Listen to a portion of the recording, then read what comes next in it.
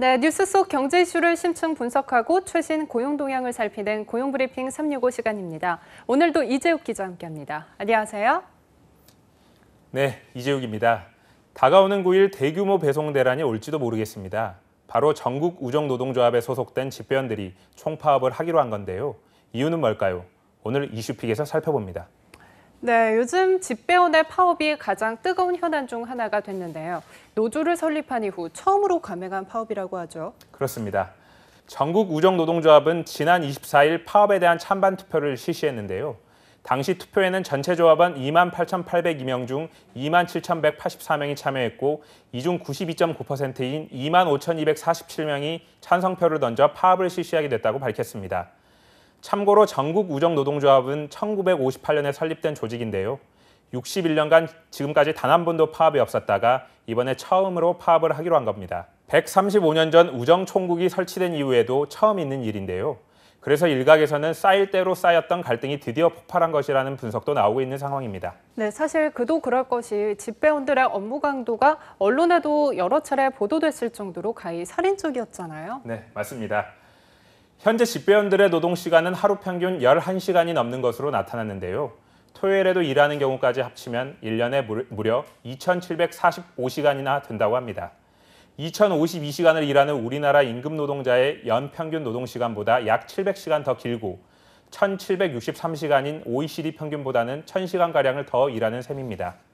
또 집배원들이 배달한 물량도 2017년 기준으로 39억 6,200만 건에 달합니다. 하지만 이 같은 장시간 근무 때문에 끼니를 제대로 챙기지 못하는 경우도 상당하다고 하는데요. 또 몸이 아파서 연차를 쓰고 싶어도 다른 동료들에게 배송 물량이 가중되니 연차 사용은 거의 불가능한 상황일 정도로 업무 강도가 상당히 높은 편이라고 합니다. 네, 일주일로 따지면 66시간이 결국에는 넘는다는 건데요. 정말 장시간 근무를 하고 있는 것 같습니다. 이렇게 근무 시간도 길고 업무 강도도 높다면 물론 건강에도 무리가 갈 것 같은데요. 아무래도 그럴 수밖에 없을 것 같습니다. 우정사업본부 노사와 전문가로 구성된 집배원 노동조건 개선 기획 추진단에 따르면 최근 10년간 사망한 집배 노동자는 약 166명이라고 합니다. 사망 원인은 암과 뇌심혈관계 질환, 교통사고, 자살 순이었는데요. 산업재해율은 1.62%로 0.49%인 전체 공무원뿐만 아니라 1.08%인 소방관보다도 높은 편이라고 합니다. 우정노조 측은 집배원의 사망 원인 중 뇌심혈관 질환이 많은 이유가 장시간 노동에 따른 과로로 인한 것이라고 주장하고 있습니다. 상황이 이렇다 보니 과로사로 추정되는 집배원은 올해만 9명에 이르는 상황인데요. 가장 최근에 사망한 충남 당진의 49살 집배원 강모 씨의 사인 역시 뇌출혈이었습니다. 네, 그렇다면 이렇게 파업을 앞두고 노조 측에서 주장하는 내용은 구체적으로 어떤 건가요? 노조 측은 업무 부담을 줄이기 위해 2,000명의 추가 인력을 보강하고 토요일 근무를 완전히 없애 주 5일제 근무를 보장해달라고 주장하고 있습니다. 하지만 우정사업본부 측은 지난해에도 1,450억 원의 적자가 났고 올해도 적자폭이 2,000억 원이 넘을 것으로 예상돼 인력을 충원할 여력이 없다는 입장인데요. 뿐만 아니라 지난해에도 인력을 1,112명을 증원했고 위탁 물량을 늘려 자체적으로 업무 부담을 줄이기 위해 노력했다고 이야기하고 있습니다.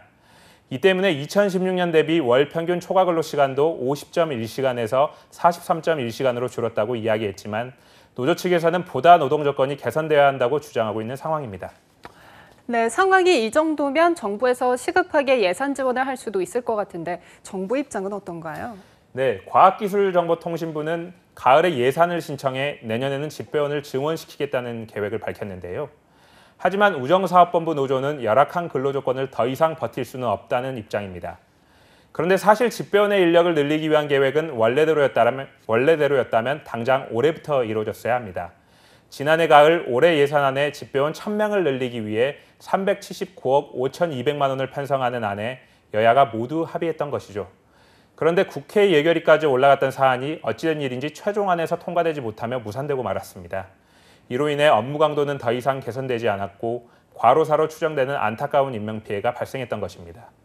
현재 우정사업본부 측은 노조 측에 계속 협의를 진행하고 있지만 과연 파업 해결이 될 수 있을지 우려의 시각이 나오고 있는 상황입니다. 네, 아무리 궂은 날씨에도 깊숙한 오지여도 집배원들의 발길은 100년이 넘게 어디로든 향했습니다. 그런데 지금 그 발걸음을 막게 만든 건 단순히 예산만이 아닙니다. 지난해 집배원들의 목소리를 저버린 국회에도 분명 책임이 있는데요.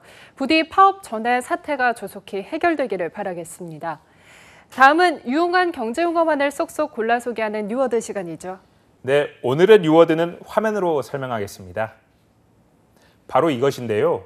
아마 지금 화면을 보시는 시청자 중에 화면에 보라색만 나와 방송사고가 아니냐고 생각하신 분들도 있을 겁니다. 사실은 오늘의 뉴워드가 바로 퍼플 컬러이기 때문인데요. 일반적으로 사무직 노동자를 화이트 컬러, 생산직 노동자를 블루 컬러라고 부르잖아요. 그런데 이 퍼플 컬러는 일과 가정의 조화를 위해 노동시간과 장소 등을 탄력적으로 조정해 일하는 노동자나 이러한 노동 형태를 의미하는 단어입니다. 네, 사실 화이트 컬러, 블루 컬러는 들어본 적이 있어도 이 퍼플 컬러는 저도 처음 들어보는데요. 이 보라색을 통해 특정한 근로 형태를 의미하는 단어를 표현해냈다는 것이 조금 색다르면서도 약간 의외라는 생각이 드는데요. 어떻게 퍼플 컬러가 이렇게 일과 가정의 조화를 추구하는 의미가 되었나요? 네, 이유는 간단합니다. 여성을 뜻하는 빨간색과 남성과 이를 뜻하는 파란색이 섞여 보라색이 되었기 때문입니다. 유래 자체는 다소 성편견적 관점에서 비롯했지만 단어 자체는 의미가 깊죠. 이 퍼플 컬러는 네덜란드병에서 유래됐는데요. 1950년대 후반 네덜란드는 천연가스를 바탕으로 급격한 경제 성장을 맞았지만 이로 인해 제조업이 경쟁력을 잃고 실업자가 넘치는 상황이 발생했었습니다. 이 때문에 1980년에 이르러서 노동자들의 노동시간을 단축하고 시간제 계약직을 늘리는 이른바 바세나르 협약을 체결했는데요. 이 덕분에 네덜란드에서는 시간제나 단기간으로 일해도 고용 형태가 안정적이기 때문에 일과 가정의 양립이 가능한 노동 형태가 됐습니다. 네, 그렇군요. 최근 우리나라에서 워라밸에 대한 선호가 높아지면서 이 퍼플 컬러에 대한 관심도 높아졌겠어요. 그렇습니다. 우리나라의 경우 시간제 근무제나 집중근무제, 재택근무제 등의 유연근무제가 도입이 되면서 이러한 퍼플 컬러를 지향하는 이들도 늘어나고 있다고 합니다. 특히 출산이나 육아로 인해 탄력적인 근무가 필요한 여성들에게 인기라고 합니다. 기업 측면에서도 우수한 여성 인력의 이탈을 막고 비용 부담도 줄일 수 있어 조금씩 퍼플 컬러를 채용하는 경우가 늘고 있다고 하는데요. 그런데 퍼플 컬러의 가장 중요한 핵심은 일과 가정을 양립할 수 있는 일이면서도 고용이 안정적이어야 한다는 겁니다. 퍼플 컬러의 개념이 단순한 계약직 형태에서 벗어나 고용 안정이 보장돼야 주 52시간 근무제는 물론 유연근무제도 무사히 정착할 것으로 보입니다.